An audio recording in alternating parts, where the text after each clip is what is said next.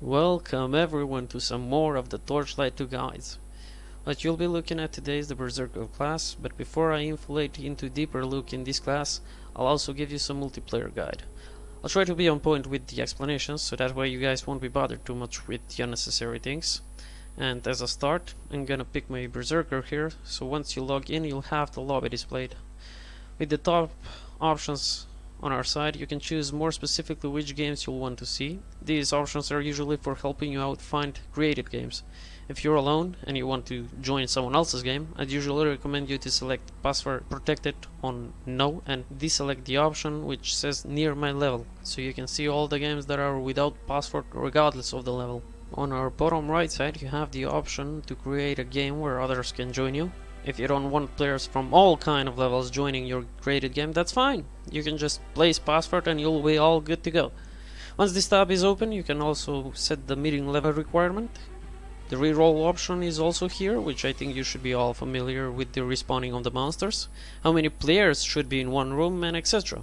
So let's join up a game.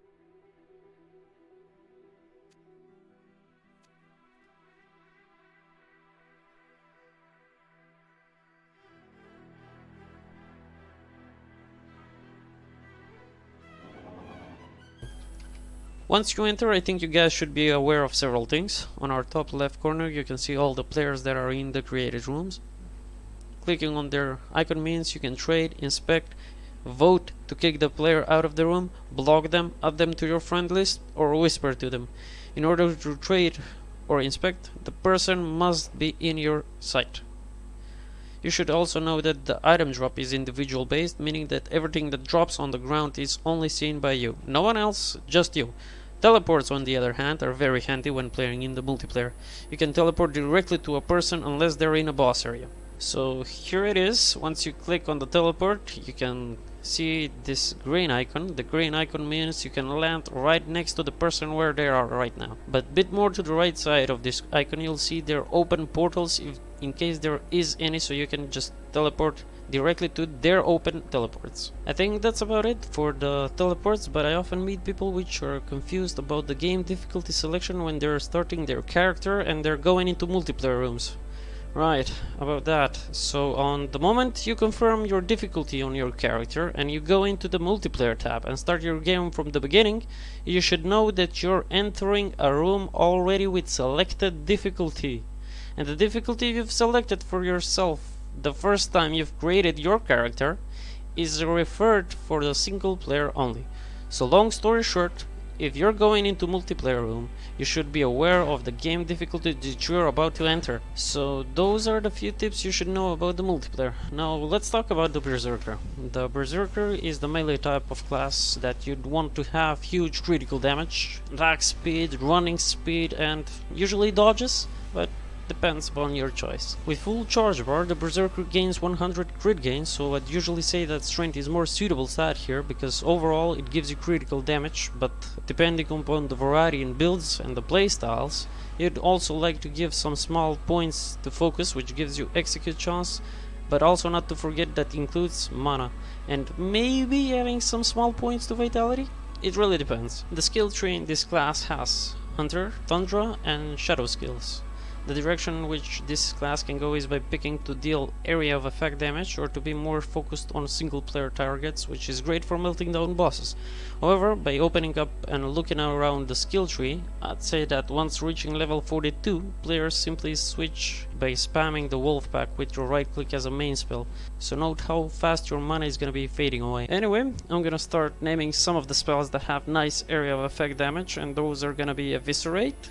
Well, Eviscerate is a spell gotten from the beginning of the game, by the way, but as you progress it will be less of a favorite skill compared to Ravage because of its charge penalty. Howl is good skill that weakens your enemies. Frost Breath from the Tundra tab that makes monsters easier to kill with some ice builds. Permafrost with Chain Snare, which is skill which I would never use because monsters will likely attack no one but you, which is ridiculous. And the wolf packs. Also, depending on how defensive you want to be is also a matter, so I'd say Battle Rage is a nice example. This spell is good for taking damage regardless if you're being on the defensive or offensive. Wolf Strike, Ice Shield is also one of the greatest skills because of the reflect and the charge gain. Shadow Burst for heals and destroying shields, and Battle Stand. If you're more of a type that you want to hold your ground and kill everything in your area, which the banner is placed on. All I can say is by choosing to be more defensive with area of effect spells, you'll have more charge and crits, while choosing to go for the single targets, the focus is contained with spells that are more passive related, and the damage goes into one monster, so I recommend taking swords or anything two-hand based like claws. So spells like Raise, Rampage, Blood Hunter. Blood Hunter isn't the type of skills you wanna have, because if you have attack speed, maybe, and since executing doesn't influence much here because it says each critical heals 5% from your maximum health, I'd say it's quite conditioning spell, which I'd say skip unless you have good attack speed. Alright, so moving on. Executioner, Stormclaw for some good electric damage, Red Wolf, we have Frenzy Mastery here, Shred Armor. Well, this spell makes you more reliant on attacking, so I'd say it's great in terms of single targeting, and it makes you take more hits. The skill that requires only 1 point here would be Rage Retaliation. So also Shatter Storm is also good if you want to pick enemies one by one, but since it says you make them vulnerable to ice, spells with ice build would be great. Now that I come to think of it, it'll be a nice combination with Howl and Frost Breath. Continuing on, Storm Hatchet is starting to be decent at its tier 2, at its tier 3 I'd say, and it requires you to run dungeons at the map works with creatures that have shields, so up to you guys on that behalf, but you should know that requires high level in order to have its effectiveness. Savage Rush, however, for me it's been always the skill that gives you a small boost speed, but you know, at its tier 3 this spell makes you kind of vicious. So what goes for the socketing part, I'd usually look for sockets that give you health or damage reduction. Also, consider avoiding regeneration in health per second, because you have tons of skill with lifesteals if you use them right. If I were to socket the weapons, I'd usually seek damage if possible, or attack speed depending upon the build. Considering what one should be enchanting, according to me, is the speed, the movement speed, and the critical damage. Well, that's what I think the goal of this class is. High damage with high run speed. So I think I covered most of the things I know for this class, and with that I'm gonna end this episode. I'll try to finish as soon as I can with the remaining classes, so I'll see you guys in the next videos.